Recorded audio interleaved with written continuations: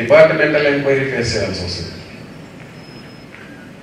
అది మా లెవెల్లో అంటే దానికి సంబంధించి థ్యాంక్ యూ సార్. తమ గైడెన్స్ తోటి అవి అంటే మరి పబ్లిక్ మీటింగ్లో నేనైతే రివీల్ చేయలేదు సార్. అవి నేను మా జ్యుడిషియల్ ఆఫీసర్స్ కూడా ఎవరైతే క్రిమినల్ కేసులు డీల్ చేస్తున్నారో ఆ ఆఫీసర్ చాలా ప్రాబ్లమ్స్ ఉన్నాయి. అవి later we will discuss sir. With this I will. Any request from anybody? Judiciary side నుంచి మనకు ఇంకా బెటర్ ఉన్నాయి సార్. సో గతంలో జరిగినటువంటి కొన్ని కేసులో సార్ 41 నోటీస్ అనేది ఇష్యూ చేయడం అక్యూజ్డ్ ప్రెజెన్స్ కోర్టు ముందు సెక్యూర్ చేసుకోవడానికి it will become easy to you also. అది ఆ కన్సర్న్ మ్యాజిస్ట్రేట్ డిస్క్రిప్షన్ మీద డిపెండ్ అయి ఉంటుంది. అంటే బేస్డ్ ఆన్ మెరిట్. సార్ నమస్కారం సార్. ఇంకొక చిన్న submission sir. Sir PDS rice పట్టుకున్నప్పుడు సార్ ఈసీ యాక్ట్ కింద 420 ఐపీసీ కింద ఛార్జ్షీట్ వేస్తున్నాం సార్. కొందరు మ్యాజిస్ట్రేట్లు కన్సర్న్ ఆర్డీఓ గారి దగ్గర 6A కింద ఫైల్ చేయమని అడుగుతున్నాం సార్. అంటే 420 అనేది ట్రైబల్ బై మ్యాజిస్ట్రేట్ అంటే జ్యుడిషియల్ సైట్ చేయాల్సిందే, ఎగ్జిక్యూటివ్ సైట్ కాదు. కాకపోతే అట్లాంటివి ఏమో మాకు కొంచెం నోట్ చేసి ఇస్తే కదా మీరు ఆ కన్సర్న్ మ్యాజిస్ట్రేట్లకు మేమైతే డైరెక్షన్స్ ఇస్తాం. Sir thank you sir. నమస్కారం సార్. మనకు most of the crimes sir అదేవిధంగా క్రిమినల్ మూవ్మెంట్స్ కూడా సార్ ఆ వైన్ షాపుల నుంచి జనరేట్ అవుతున్నాయి సార్. సార్ అక్కడ సీసీ కెమెరాలు 2 ఏర్పాటు చేస్తే బాగుంటుంది సార్. అవుట్ సైడ్ ఏరియా తర్వాత ఎంట్రన్స్ దగ్గర ఏర్పాటు చేస్తే బాగుంటుంది సార్. నమస్కారం సార్. సార్ ఈ ఆర్డర్లీనెస్ అని చెప్పి ప్రతి షాప్ దగ్గర మేము పబ్లిక్ ఐపీస్ క్రియేట్ చేసి సీసీ కెమెరాస్ అన్ని కూడా మా స్టేట్ హెడ్ క్వార్టర్ మంగళగిరికి అనుసంధానం చేయడం జరుగుతుంది సార్. మన కన్విక్షన్ రేట్ ఎన్హాన్స్ చేయడానికి కోసము పబ్లిక్ ప్రాసిక్యూటర్స్ ద్వారా సెషన్స్ పెట్టమని చెప్పారు మేడం. అది టోటల్ 90 days ప్రోగ్రామ్ మేడం. దాంట్లో ఫస్ట్ 30 daysలో పబ్లిక్ ప్రాసిక్యూటర్స్ క్లాసెస్ తీసుకుంటే బాగుంటుంది మేడం. నమస్తే మేడం. సార్ మీరు లెటర్ ఇవ్వండి సార్. డిఓపి సార్తో మీరు డైరెక్ట్గా కూడా పెట్టవచ్చు. లేదు నాకు ఆఫీస్ పంపించినా ఫార్వర్డ్ చేసి దాని మీద ఏమన్నా ఉంటే ప్రోగ్రెస్ చూపించవచ్చు. అర్బన్ ఏరియాస్లో కానీ ఎక్కడైనా సరే ఈ ఎయిర్టెల్ ఆర్ బిఎస్ఎన్ఎల్ ఈ రెండింటికి కనెక్షన్ ఉంటేనే అవి పనిచేయడానికి అవకాశం ఉంటుంది సార్. అదర్ ప్రైవేట్ ఛానల్స్ వాటికి సంబంధించి ఏవి కూడా ఫంక్షన్ కావట్లేదు sir. We're facing lot of problems in this aspect sir. Orderliness మీద మేము స్టాఫ్ని కూడా ప్రతి షాప్కి కూడా డెప్యూట్ చేయడం జరుగుతుంది. అయితే మీరు చెప్పినట్టు మేము అక్కడ నిఘా కూడా ఇంకొంచెం పెంచేసి అక్కడ నీట్గా ఉండేటట్టు చూసి వైన్ షాప్ దగ్గర ఈ ఆర్డర్లీనెస్ మెయింటైన్ చేస్తామని చెప్పి తెలియజేస్తున్నాం సార్. అఫెన్సెస్లో డిటెక్ట్ చేస్తే సార్ ఇమీడియట్గా ఓనర్షిప్ పర్టికులర్స్ కోసం ట్రాన్స్పోర్ట్ డిపార్ట్మెంట్కి మేము లెటర్ పెడతాం sir. They will decide, sir, who is the owner of the vehicle. Actually, RTO department will decide whether the existing number is genuine or tampered. Sir. They will inspect the vehicle, sir. If they have doubts, sir, they will come and inspect the vehicle. Yes, sir. That I am saying, sir. They will say whether it is a genuine number or the tampered number. Sir. But FSL will decipher the genuine number behind that screen. By applying the etching solutions, we can generate and we can decipher the genuine number behind the erased number also, sir.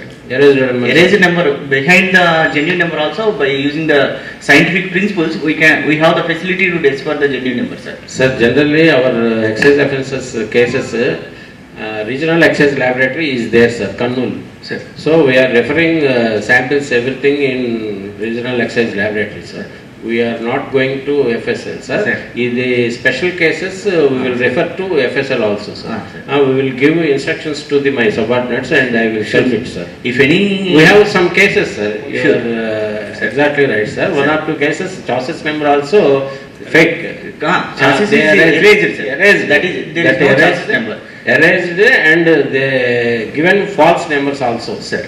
Yes, so sir. We will send it to FSL, sir. Sure, sir. Thank you, sir. It is very helpful to you. Sure, sir. Definitely. To me, sir. Sir, if the vehicle is in a movable condition also, you can put a requisition to the director. You please send a team of experts to the scene itself.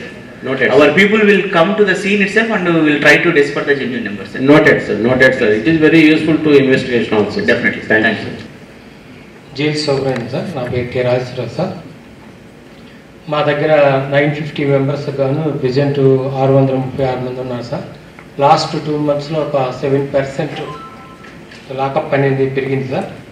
దీంట్లో మాకు రెగ్యులర్గా court production అనేది 100% ఉంది sir. Video conference ద్వారా కూడా రెగ్యులర్గా court production అవుతుంది sir. ఎటువంటి ప్రొడక్షన్ ప్రాబ్లమ్స్ లేవు సార్. రెండోది మాకు 6 months and above cases only 9 cases ఉన్నాయి సార్. మిగిలినవన్నీ కూడా బిలో 6 months ఉన్నాయి సార్. దీంట్లో ప్రాపర్టీ అబ్యూరెండర్స్ 31 మంది ఉన్నారు సార్. మరి రెడ్ శాండిల్ కేసు 29 ఉన్నారు సార్. NDPS 40 ఉన్నారు సార్. ఇంకొన్ని పోక్సో కేసులు కూడా ఉండడం జరిగింది సార్. దీంతో పాటుగా ముఖ్యంగా ఈ రాయలసీమ రేంజ్కి సంబంధించిన లైఫ్ కాన్విక్ట్ ప్రిజనర్స్ 360 మంది ఉన్నారు సార్. మరి నాన్ లైఫ్ కాన్విక్ట్ ప్రిజనర్స్ అనేది 70 మంది ఉన్నారు సార్. దీంట్లో ముఖ్యంగా మా దగ్గర ఉండే వాటిలో అన్సౌండ్ మైండ్స్ చెందిన ఒక 40 మంది ఉన్నారు సార్. వారికి కూడా పోస్ట్ ట్రీట్మెంట్ ప్రీ ట్రీట్మెంట్ ఎవరైనా ఉంటుంది సార్. దానికి రిమ్స్ డైరెక్టర్ గారు కూడా మాకు ఒక సైకాలజిస్ట్ని వీక్లీ ట్వైస్ పంపిస్తామని చెప్పారు సార్. ఇప్పుడు అది ట్రీట్మెంట్ నడుస్తుంది సార్. ముఖ్యంగా కోర్టు ప్రొడక్షన్కి వచ్చినట్లయితే మనకి local court 100% sir, out side court 100% sir. మరి అదర్ డిస్ట్రిక్ట్కి వచ్చేసరికి ఒక 90% అలాగ ఉంటుంది సార్. మరి హాస్పిటల్కి సంబంధించిన ప్రొడక్షన్ కూడా బాగుంది సార్.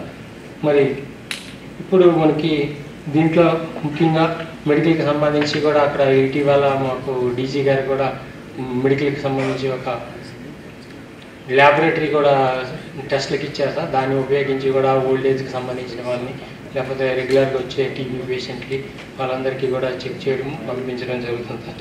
ప్రజెంట్ అయితే మరి ఎస్పీ గారు కూడా మాకు కావాల్సిన సెక్యూరిటీ అయితేనేమి మరి రెగ్యులర్ ప్రొడక్ట్స్కి సంబంధించిన అందరినీ కూడా ఇవ్వడం జరుగుతుంది సార్. మరి మెడికల్కి సంబంధించి నేను చూస్తున్నాను సార్. మరి రెగ్యులర్గా మరి జ్యుడిషియల్కి సంబంధించి డిఎల్ఎస్ఏ గారు విజిట్ చేయటం, వాళ్ళకి కౌన్సిలింగ్ ఇవ్వటం, మరి ఆ పారాలీగల్ టీమ్స్ కానీ వచ్చి వాళ్ళకి కౌన్సిలింగ్ రెగ్యులర్ సెషన్స్ చెప్పడం, అవేర్నెస్ కండక్ట్ చేయడం అనేది జరుగుతుంది సార్. మరి జ్యుడిషియల్ వైపు నుంచి కూడా మరి 6 months దాటిన మాత్రం ఒక 9 cases ఉన్నాయి సార్. మిగిలినవన్నీ బిలో 6 months ఉన్నాయి. Thank you sir. Thank you very much sir. నమస్కారం సార్. సార్ చిన్న submission sir. Sir remanded accused sir మేము లేట్ అవర్స్లో తీసుకెళ్ళినప్పుడు సార్ తీసుకోవడం లేదు సార్, అడ్మిట్ చేసుకోవడం లేదు సార్. అది ఒకటి ఫస్ట్ విన్నపం సార్. సార్ సెకండ్ వచ్చేసి sir remand prisoners under trial prisoners ఉన్నారు సార్. వీళ్ళని సార్ వీలైనంత వరకు సార్ ఇది జడ్జి గారికి కూడా సార్ వీలైనంత వరకు సార్ వర్చువల్ మోడ్లో అపియరెన్స్ పెడితే బాగుంటుంది సార్. ఎందుకంటే సార్ కొంచెం పోలీస్ స్ట్రెంగ్త్ కొంచెం షార్టేజ్ ఉంది కాబట్టి సార్ అది బాగుంటుందని అభిప్రాయం సార్. నమస్కారం సార్. సార్ చాలా వరకు పీటీ వారెంట్స్ అనేవి వీటీసీలు ప్రొడక్షన్ జరుగుతుంది సార్. వీళ్ళు వచ్చే వాళ్ళు మాత్రం మేము 24 hours ఎప్పుడు వచ్చినా తీసుకుంటాం సార్. మరి నైట్లో ఒకలే డ్యూటీ ఉంటారు కాబట్టి తీసుకొని చెక్ చేసి తీసుకుంటాం సార్. No problem. మాకు మ్యాక్సిమం ఏమవుతుందంటే వచ్చేవన్నీ కూడా డే టైంలో కన్నా నైట్ ఎక్కువ వస్తున్నాయి కాబట్టి మరి డ్యూటీ ఆఫీసర్కి తీసుకోవడం జరుగుతుంది. అదేం ప్రాబ్లం లేదు సార్. Thank you sir. ఈ జైల్ ప్రొడక్షన్ గురించి ప్రిజనర్స్కు 100% ఉంది సార్ మనది. ఈవెన్ అవుట్ కోర్ట్ కానీ లోకల్ కోర్ట్ కానీ హాస్పిటల్స్ కానీ. బట్ హాస్పిటల్స్ నుండి కొన్ని ప్రాబ్లమ్స్ వస్తున్నాయి సార్. ఇప్పుడు చిన్నదానికి కూడా వాళ్ళు స్విమ్స్కి రాస్తున్నారు, రుయాకి రాస్తున్నారు చెప్పేసి వాళ్ళు అక్కడ డాక్టర్స్ మాకు కంప్లైంట్ ఇస్తున్నారు సార్. ఏం చిన్నదానికి కూడా మీరు ఇంత దూరం తీసుకొని రావాలన్నా ఇది అక్కడే ఉంది కదా అని చెప్పేసి అది ఒకటి ఉంది సార్. అది కనుక ఏదన్నా మేజర్ అంటే కంపల్సరీ పోవాలి సార్, ఏదైనా కర్నూలు ఆర్ విశాఖపట్నం. బట్ ప్రతిసారికి తిరుపతికి వెళ్తున్నారు, తర్వాత రుయాకి వెళ్తుని చెప్పేసి వాళ్ళు మా పైన కంప్లైంట్ ఇస్తున్నారు అక్కడ డాక్టర్స్ సార్. అది ఒక్కసారి చూసుకొని దాన్ని బట్టి చేస్తే బాగుంటుంది సార్. ఇక్కడి నుంచి మనకి జైలు నుంచి ఏదైనా ప్రాబ్లం వస్తే పంపిస్తాం సార్. రిమ్స్ హాస్పిటల్లో ఏదైనా స్పెషలైజేషన్ ఉంటే చేస్తారు సార్. ఒకవేళ వాళ్ళ వలన కాకపోతే మాత్రం మన సిమ్స్కి కానీ లేదా మన జీజీహెచ్ కర్నూలుకి కానీ రాస్తారు సార్. రిమ్స్ వాళ్ళు రిఫర్ చేశాకే అది పంపించడం జరుగుతుంది సార్. మా దగ్గర నుంచి డైరెక్ట్గా ఎవరిని రిఫర్ చేయం సార్. ఏవైనా రెగ్యులర్ ఫాలోఅప్స్ ఉంటే మాత్రం రెగ్యులర్గా పంపిస్తాం సార్.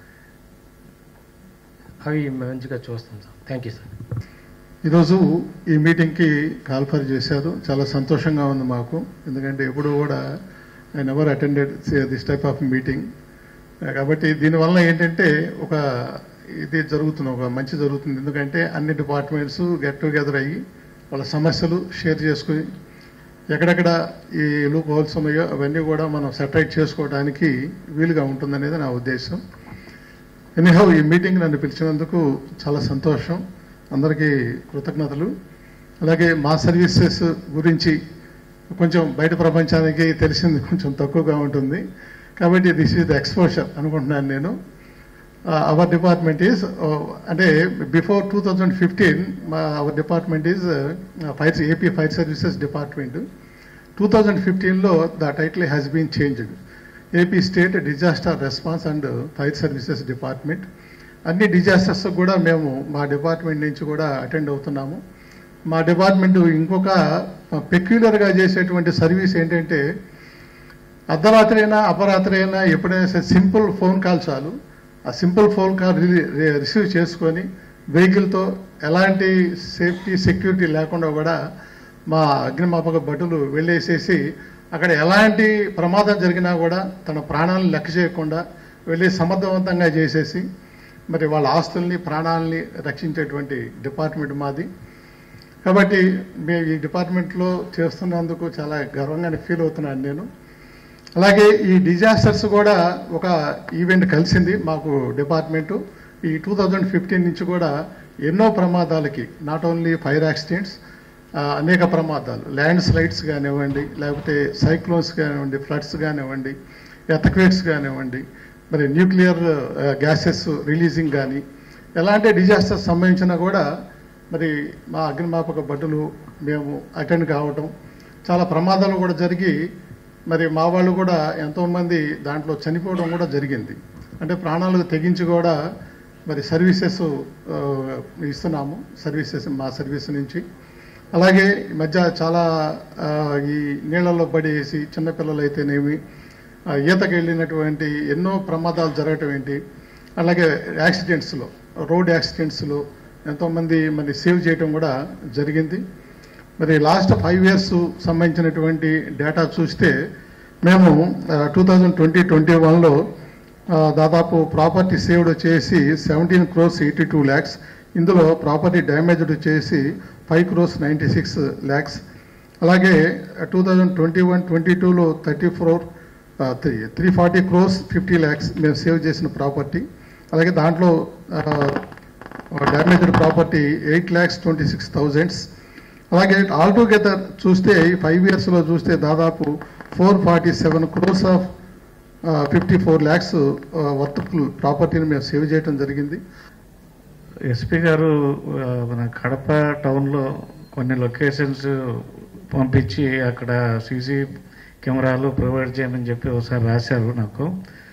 అలాగే కొన్ని బ్లాక్ స్పాట్లు మెన్షన్ చేశారు, అవి ఇంప్రూవ్ చేయాలని చెప్పి. సీసీ కెమెరాలు ప్రొవిజన్ అయితే అది R&B డిపార్ట్మెంట్ పరిధిలో లేదు సార్ అని చెప్పి నేను రిప్లై ఇవ్వడం జరిగింది. తర్వాత బ్లాక్ స్పాట్స్ వచ్చేసి ఒక 62 numbers ఉన్నాయి మన కడప జిల్లా రోడ్లలో. కడపలో దాదాపుగా 3,200 kilometers R&B రోడ్లు ఉన్నాయి. అవి స్టేట్ హైవేస్ కావచ్చు, మేజర్ డిస్ట్రిక్ట్ రోడ్ కావచ్చు, విలేజ్ రోడ్స్ కావచ్చు. తర్వాత నేషనల్ హైవే రోడ్స్ కూడా దాదాపుగా 530 kilometers ఉన్నాయి. సో మొత్తం 62 బ్లాక్ స్పాట్లలో మనకు నేషనల్ హైవే రోడ్లలోనే ఎక్కువ యాక్సిడెంట్లు జరుగుతున్నాయి కాబట్టి 29 బ్లాక్ స్పాట్స్ వాటిని రెక్టిఫై చేశారు. మన యాక్షన్ టేకన్ రిపోర్ట్ తెప్పించుకున్నాను ఈ మధ్య. సో వాళ్ళు మొత్తం నేషనల్ హైవే వాళ్ళు 29 బ్లాక్ స్పాట్స్ని రెక్టిఫై చేశారు. అలాగే మన స్టేట్ రోడ్లలో ఒక 5 ఉన్నాయి, అది ఒకటి రెక్టిఫై చేసాం సార్. ఇంకా ఒక 4కి మనం ఎస్టిమేట్ వేసి పంపించాము 4.5 లక్షకు. అది శాంక్షన్ అయితే చేస్తామని చెప్పాము. అట్లాగే project director national highway authority Tirupati దగ్గర ఒక 9 బ్లాక్ స్పాట్స్ ఉన్నాయి. అట్లాగే project director national highway authority Kadapa, ఆయన నేషనల్ హైవే రోడ్లలో 19 ఉన్నాయి. వాళ్ళు కూడా కొన్ని చేశారు, ఇంకొన్ని త్వరలోనే రెక్టిఫై చేస్తామని చెప్పి బదులిచ్చారు. తర్వాత ఈ 2 రోజుల కిందట ఆనరబుల్ సీఎం గారు మన R&B డిపార్ట్మెంట్ రివ్యూ చేస్తూ ప్రతి R&B రోడ్లలో సీసీ కెమెరాలు ఉండాలని చెప్పి చెప్పడం జరిగింది. ఇర్రెస్పెక్టివ్ ఆఫ్ లెంగ్త్, అది 10 kilometers కావచ్చు, 20 కావచ్చు, 30 కావచ్చు. So more than 50 kilometers length ఉంటే 2 పెట్టండి అని చెప్పడం జరిగింది. అది మరి ఎవరు, ఏ డిపార్ట్మెంట్ వాళ్ళు ప్రొవైడ్ చేస్తారు అనేది ఇంకా క్లారిటీ లేదు. మా చీఫ్ ఇంజనీర్ గారు నిన్ననే ఆర్టీజీఎస్ రియల్ టైమ్ గవర్నెన్స్ వాళ్ళకు రాశారు ఈ సీసీ కెమెరాల ప్రొవిజన్ గురించి. ఎలక్షన్ చేయడమే కాకుండా దాన్ని 24/7 మానిటర్ చేయాలి, దాన్ని డేటా స్టోర్ చేయాలి. ఇదంతా చాలా ఇదవుతుంది, ఎక్స్పెండిచర్ అదంతా వస్తుంది. ఇది ఎవరు చేస్తారు, దానికి స్టాఫ్ కావాలి. సో ఇవన్నీ డౌట్లకు మన ఆర్టీజీఎస్ వాళ్ళకి రాయడం జరిగింది. సో గవర్నమెంట్ నుంచి స్పెసిఫిక్ ఇన్స్ట్రక్షన్స్ వస్తే అది మేము చేయమంటే మేము చేస్తాం, లేదా ఆర్టీజీఎస్ వాళ్ళైనా చేస్తారు. సో వాళ్ళు మా ఆర్ఎన్బి రోడ్లలో సీసీ కెమెరాలు పెడితే అది పోలీసు వారికి ఉపయోగకరంగా ఉంటుంది. అట్లే మాకు కూడా ఆ రోడ్లో ఎంత ట్రాఫిక్ ఉంటుంది, దాని వాల్యూమ్, ట్రాఫిక్ వాల్యూము, దాన్ని బట్టి ఆ రోడ్ను మనం వైడనింగ్ చేయాలన్నా, దానికి ఇంప్రూవ్మెంట్స్ ఏం చేయాలనేది కూడా మాకు కూడా ఒక ఐడియా వస్తుంది. డిఐజీ గారి ఆధ్వర్యంలో ఉన్న మన అన్నమయ్య జిల్లా మరియు కడప జిల్లాలో ఈరోజు మనకు గిఫ్ట్ వస్తుంది సార్. మన స్టేట్ లెవెల్లో ఫస్ట్ వచ్చినాం మనము. ఆ విషయం తెలియజేద్దామని చెప్తున్నాం సార్. మన దేశం మన అన్నమయ్య జిల్లా కానీ అదేవిధంగా కడప జిల్లా నుంచి మామూలుగా కువైట్కి ఎక్కువ మంది పోతుంటారు సార్. వీళ్ళందరికీ కూడా పాస్పోర్ట్ అవసరం ఉంటుంది. ఈ పాస్పోర్ట్ ఇష్యూ చేయడంలో సకాలంలో ఇష్యూ చేసిన దానికి గాను అన్నమయ్య జిల్లా మరియు కడప జిల్లాకు సార్ ఫస్ట్ ప్రైజ్ వచ్చింది సార్. ఆ విషయాన్ని మీ అందరికీ తెలియజేసుకుంటున్నాను. మన డిఐజీ గారి ఆధ్వర్యంలో ఇందులో జరిగింది సార్, మన ఎస్పీ గారి ఆధ్వర్యం జరిగింది. దీనికి నేను సంతోషంగా తెలియజేస్తున్నాను. Thank you sir. Doctor Shashibhushan TMHO తరపున వచ్చాను sir. And respected dignitaries on the dais and off the dais. So మా డిపార్ట్మెంట్కి సంబంధించి 3 లెవెల్స్ ఉంటాయి. ఒకటి ప్రైమరీ హెల్త్, 2 సెకండరీ హెల్త్, 3వది టెర్షరీ హెల్త్. ప్రైమరీ హెల్త్ అనేది మొత్తం కూడా district medical and health officer కంట్రోల్లో ఉంటుంది. ఇవన్నీ పిహెచ్సిస్, యూపీఎస్సిస్ ఉంటాయి. దాని కింద విలేజ్ హెల్త్ క్లినిక్స్ ఉంటాయి. సో అక్కడ సిబ్బంది దాదాపు 2000 మంది ఉంటారు. వాళ్ళకు సంబంధించిన సమస్యలు ఏదైనా వచ్చినప్పుడు మాకు పోలీస్ డిపార్ట్మెంట్ సహకారం ఎంతో బాగుంది. తర్వాత పోలీస్ డిపార్ట్మెంటుకు, మెడికల్ డిపార్ట్మెంటుకు మెయిన్గా ఉన్న లింక్ వచ్చేసి సెకండరీ హెల్త్. సో సెకండరీ హెల్త్కి వచ్చేసి డిస్ట్రిక్ట్ లెవెల్లో district coordinator of hospital services అని ఉంటారు. సో దయచేసి నెక్స్ట్ టైం క్రైమ్ రివ్యూకు వారిని కూడా పిలిస్తే బాగుంటుంది. ఎందుకంటే ఇటు మైదుకూరు కానీ, పూర్మామిల్లా, వేంపల్లి ఎక్కడైతే మీకు మెడికల్ లీగల్ కేసెస్ తీసుకునే హాస్పిటల్స్ ఉంటాయో అవన్నీ కూడా వాళ్ళ కంట్రోల్లో ఉంటాయి. సో 3rd లెవెల్ వచ్చేసి మనకు మెడికల్ కాలేజ్ ఉంటుంది. దానికి సంబంధించి ప్రిన్సిపాల్ గారి తరఫున వచ్చారు. సో మీకు ఏదైనా విషయాలు ఉంటే మన ఈ రిమ్స్ వాళ్ళు కానీ మేము కానీ చెప్తాం. ఎందుకంటే మా డిపార్ట్మెంట్కి సంబంధించి ఎక్కడైనా వూండ్ సర్టిఫికేట్స్ కానీ, మెడికల్ లీగల్ కేసెస్లో మీరు వచ్చినప్పుడు స్పందించడంలో కానీ, తర్వాత పిఎం సర్టిఫికేట్స్లో కానీ ఎక్కడైనా ఉంటే కన్సర్న్ డిపార్ట్మెంట్ డిస్ట్రిక్ట్ కోఆర్డినేటర్ గారికి చెప్పి అక్కడ ఎక్కడైనా మీకు సమస్యలు ఉంటే అవన్నీ కూడా మేము తీర్చేదానికి అవకాశం ఉంటుంది. So thank you very much sir. ఇచ్చారు వాళ్ళు సెలవులో వెళ్తున్నారు సార్. అట్లా వెళ్ళినప్పుడు సార్ 2 months 3 months రావడం లేదు సార్. సార్ వాళ్ళు వచ్చేంత వరకు కన్సర్న్డ్ డాక్టర్స్ లేనందువల్ల సర్టిఫికేట్ రావడం లేదు సార్. దానివల్ల ఛార్జ్ షీట్లు లేట్గా వేయడం అవుతుంది సార్. సార్ దీనికి ఏదైనా మార్గం ఉంటే చెప్పండి సార్. నమస్తే సార్. అది జ్యుడిషియరీ డిపార్ట్మెంట్ చెప్పాలి మామూలుగా. ఎందుకంటే మెడికల్ సర్టిఫికేట్ ఎవరు మూన్స్ చూస్తారో వాళ్ళే రాయిస్తాం మామూలుగా. ఒకవేళ ఏమైనా సూపరింటెండెంట్ కానీ లేకపోతే కానీ ఆర్ఎంఓ కానీ ఇచ్చే అవకాశం ఉంటే మీరు అటువంటిది ఏదైనా చెప్తే మనం డిస్ట్రిక్ట్ కోఆర్డినేటర్ ఆఫ్ హాస్పిటల్ ద్వారా మనం ఇన్స్ట్రక్షన్స్ ఇస్తాం. డ్రంకన్నెస్ సర్టిఫికేట్ అనేది ఇమ్మని చెప్పి మేము నైట్ టైం కానీ మీ టైం ఎవరన్నా నైట్ బీట్ కానీ కొంతమంది మా మీద కొంచెం వేరే విధంగా బిహేవ్ చేసినా కూడాను హాస్పిటల్ దగ్గరికి మేము తీసుకొని పోతే డ్రంకన్నెస్ సర్టిఫికేట్ ఇచ్చేదానికి టెస్ట్ చేసినటువంటి ఎక్విప్మెంట్స్ మా దగ్గర లేదని రిజెక్ట్ చేస్తున్నారు సార్. వాటిని మీరు రిమ్స్ తీసుకెళ్తే ఇస్తామని చెప్తున్నారు సార్.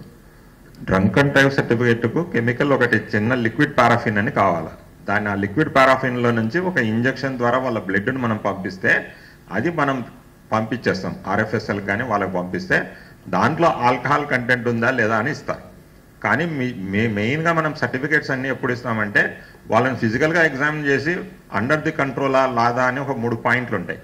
దాంట్లో మ్యాక్సిమం అందరూ కూడా under the taken the alcohol but not under control అని ఇస్తారు. కంట్రోల్లో ఉన్నాడు, అన్కంట్రోల్లో ఉన్నాడంటే మనకు బ్లడ్ శాంపుల్ కావాలి. సో బ్లడ్ శాంపుల్ పంపించడానికి ఇష్యూ ఉంటుంది కాబట్టి అక్కడ కన్సర్న్ వాళ్ళు లిక్విడ్ పారాఫిన్ అనేది ఉంటుంది, అది పంపించినా కూడా ఇబ్బంది ఏమంటుంది. తర్వాత ఏదైనా గొడవపడిన సందర్భాలలో రిమ్స్ అడ్మిట్ అవుతుంటారు సార్. అడ్మిట్ అయినప్పుడు ఆ డ్రంకన్ స్టేట్లో ఉన్నారా లేదా అనేది ఒకటి సార్. మన స్టేషన్కి అప్రోచ్ అయినప్పుడు కూడా మేము పంపించినప్పుడు మేము రిమ్స్లో మాకు అటువంటి ఎక్విప్మెంట్ లేదు, మేము డ్రంకన్ కండిషన్ ఇవ్వలేము అని చెప్తున్నారు సార్. అది ఏదైనా ఉంటే మీరు కర్నూలుకు పంపించండి అంటున్నారు సార్. రీతిగా మరి అలాంటి ఫెసిలిటీ అయితే మనకు లేదు సార్. దానివల్ల రెఫర్ చేయడం జరుగుతుంది. అది ఉంటే మాత్రం మళ్ళీ చేయొచ్చు. మన జిల్లాలో 6 డిపోస్ ఉన్నాయి సార్. సుమారుగా 543 సర్వీసులు ఆపరేట్ చేస్తున్నాం సార్. ఇప్పటి వరకు మనం ఈ యొక్క రోడ్డు సేఫ్టీ పైన అయితే మన పోలీస్ డిపార్ట్మెంట్ వారు వచ్చి ప్రతి శుక్రవారం మంగళవారము మన యాక్సిడెంట్స్ పైన మా డ్రైవర్స్ కూడా ట్రైనింగ్ ఇచ్చి మంచి కోఆపరేషన్ ఇస్తున్నారు సార్. దాని గుండా లాస్ట్ ఇయర్ కంటే ఇప్పుడు యాక్సిడెంట్స్ కూడా గణనీయంగా తగ్గాయి సార్. అదేవిధంగా ఈ మహానాడు కానీ తర్వాత ఈ పొలతలు కానీ నిత్య పూజ కోన కానీ ఒంటిమిట్ట కానీ సర్వీసెస్ ఆపరేట్ చేసినప్పుడు చాలా సహకారం అందించి పబ్లిక్ కూడా మేము సహాయం ఆపరేట్ చేయడానికి కూడా సక్సెస్ఫుల్గా చేశాం సార్. దానికి మన ఎస్పీ గారికి కూడా మన కలెక్టర్ గారి గైడెన్స్లో చాలా మహానాడు 2532 బస్సులు తిప్పాం సార్. ఇప్పుడు అన్నీ కూడా సక్సెస్ఫుల్గా ఆపరేట్ చేయడానికి మీ యొక్క గైడెన్స్ సహకారము మాకు ఉంది సార్. చాలా ధన్యవాదాలు సార్. అదేవిధంగా ఇప్పుడు ఆగస్టు 15 నుంచి కూడా ఫ్రీ బస్సెస్ ఆపరేట్ చేయాలనేది మన గవర్నమెంట్ డెసిషన్ వస్తుంది సార్. అప్పుడు ఈ పోలీస్ స్టేషన్స్ మన బస్ స్టేషన్స్తో అయితే ఏమి సార్, తర్వాత ట్రాఫిక్ జనరేటింగ్ పాయింట్స్లో అయితేమి మీరు మాకు మంచి సహకారం ఇచ్చి అక్కడ, ఎందుకంటే ఇవి ట్రాఫిక్ పెరిగేదానికి అవకాశం ఉంటుంది సార్. అప్పుడు మీ యొక్క కోఆపరేషన్ కావాలని చెప్పేసి రిక్వెస్ట్ చేస్తున్నాను sir. Thank you sir. Sir ఇప్పుడు ఆర్టీసీ బస్ స్టాండ్లో సీసీ కెమెరాస్ కొన్ని ఉన్నాయి సార్. కొన్ని ప్లేసెస్ పూర్తి కవర్ కాలే, అవి కూడా ఇన్స్టలేషన్ చేపిస్తే బాగుంటుంది. అలాగే సీసీ కెమెరాస్ చూసుకోవడానికి అవకాశం కల్పిస్తే బాగుంటుంది. ఎందుకంటే వాళ్ళు విజయవాడకు కనెక్టివిటీ ఉంది సార్, మనకు చూసుకోవడానికి లేదు. ఏదైనా చూసుకునే అవకాశం కల్పిస్తే బాగుంటుంది సార్. విజయభాస్కర్ ఎంవి టీటీసీ గారి తరఫున మాట్లాడాము. మేము పోలీసు వారితో కలిపి డ్రంక్ అండ్ డ్రైవ్, ఎన్హెచ్ వాళ్ళు, ఆర్ఎండ్బి వాళ్ళతో పోలీసు వారితో కలిపి road black spots, accident cases, ఐలాంటి క్లియరెన్స్ ఎప్పటికప్పుడు చేస్తున్నాము. మన ఎఫ్ఎస్ఎల్ సార్ చెప్పినట్లు మేము ఎక్సైజ్ కానీ, ఫారెస్ట్ కానీ, పోలీస్ కానీ ట్యాంపరింగ్ నెంబర్స్ అవి డిటెక్ట్ చేసేది నాకు కూడా తెలియదు ఇంతవరకు. మీరు ఇట్లా దాన్ని ట్రీట్ చేస్తారనేది అది మాకు కూడా ఉపయోగపడుతుంది. బ్లాక్ స్పాట్స్ మన ఎస్సీ గారు చెప్పారు ఆల్రెడీ, వాళ్ళతో కలిసే పనిచేస్తున్నాము. 62 బ్లాక్ స్పాట్స్ ఉన్నాయి, డిఫరెంట్ ఎన్హెచ్ఏలు పైన ఇవి అన్నీ గుర్తించాము. పోలీస్ వారితో, ఎన్హెచ్ఏ వాళ్ళతో, ఆర్ఎండ్బి వాళ్ళతో కలిపి యాక్సిడెంట్ కేసులు బట్ ఈ బ్లాక్ స్పాట్స్ మనం గుర్తించి అన్నీ రెక్టిఫై చేస్తున్నాం కాబట్టి చాలా మటుకు ఇయర్ వైజ్ తగ్గుతూనే వస్తుంది పర్సెంటేజ్. ఇంకా రెవెన్యూ పరంగా మాకు ఇచ్చిన టార్గెట్స్ అన్నీ ఎప్పటికప్పుడు మేము అచీవ్ చేస్తున్నాము. ఇంకా ఈ బందోబస్తు వాటికి, ఈ వెహికల్స్ కాన్వాయ్స్కి ఎప్పుడు దాని తగినట్టుగా మేము ఏర్పాటు చేస్తున్నాము. ఇంకా ఈ డిటెక్షన్లో ఎన్ఫోర్స్మెంట్లో ఫారెస్ట్ వాళ్ళు కానీ, ఎక్సైజ్ వాళ్ళే కానీ వాళ్ళకి యాక్షన్స్ అటెండ్ అయ్యి ఎప్పటికప్పుడు అవి కూడా మేము క్లియర్ చేస్తున్నాము. ఐలాడ్ వచ్చిన తర్వాత మీకు ఈ 304 కేసుల్లో అసలు అంతా ఆన్లైన్లోనే, పేపరే లేదనమాట. ఎప్పటికప్పుడు వచ్చారు మా కాంట్రాక్టర్ గారు, అప్పుడు మేము చూసుకుంటూ ఉంటాం డైలీ. మా దాంట్లో చూసుకొని ఎప్పటికప్పుడు మేము ఇన్స్పెక్షన్ చేస్తున్న మేజర్ యాక్షన్స్లో పోలీసు వారితో కలిపి పార్టిసిపేట్ చేస్తుంటాము.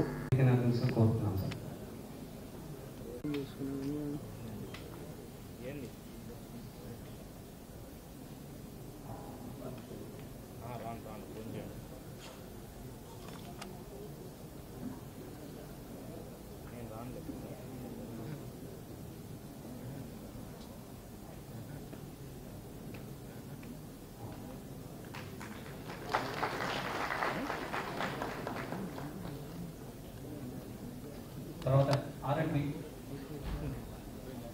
5 excise,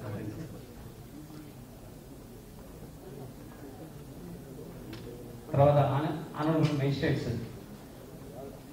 Reshma ma'am,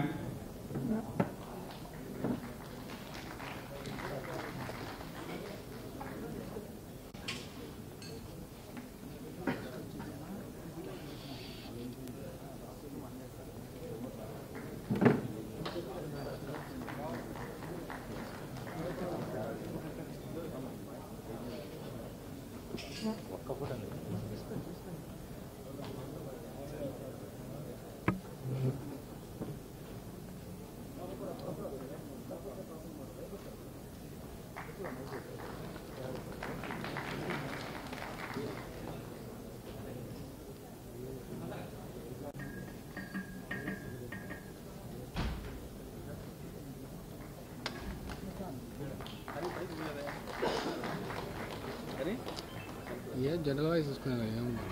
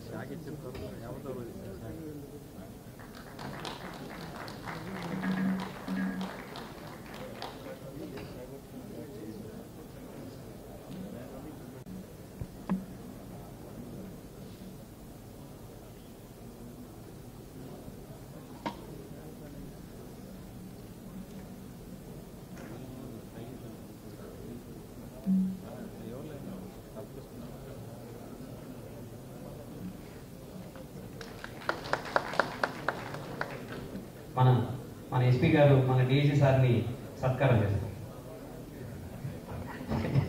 sir thank you sir.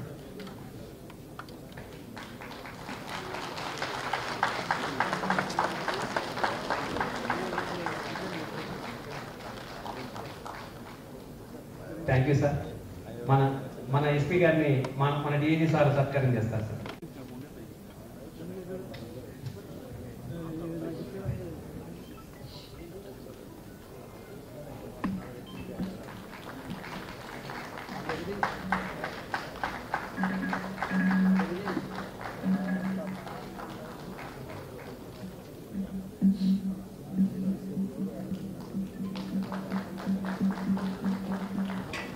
Thank you sir. గౌరవ డీజీపీ గారి ఆదేశాల మేరకు హాఫ్ ఇయర్లీ క్రైమ్ మీటింగ్స్ అనేది రాష్ట్ర వ్యాప్తంగా కూడా నిర్వహిస్తున్నారు. అందులో భాగంగానే మన కర్నూలు రేంజ్కి వచ్చి కర్నూలులో గత బుధవారం నాడు జరిగింది. తర్వాత ఈ మీటింగ్ వచ్చి ఈరోజు పెట్టడం జరిగింది. ఈ మీటింగ్ యొక్క ముఖ్య ఉద్దేశం ఏంటంటే, ఇప్పుడు నేర నివారణ నేర పరిశోధనలో పోలీసు ఒకటే కాకుండా పోలీస్కి ఇతర ప్రభుత్వ విభాగాలతో కూడా అనుసంధానం అనేది చాలా అవసరం.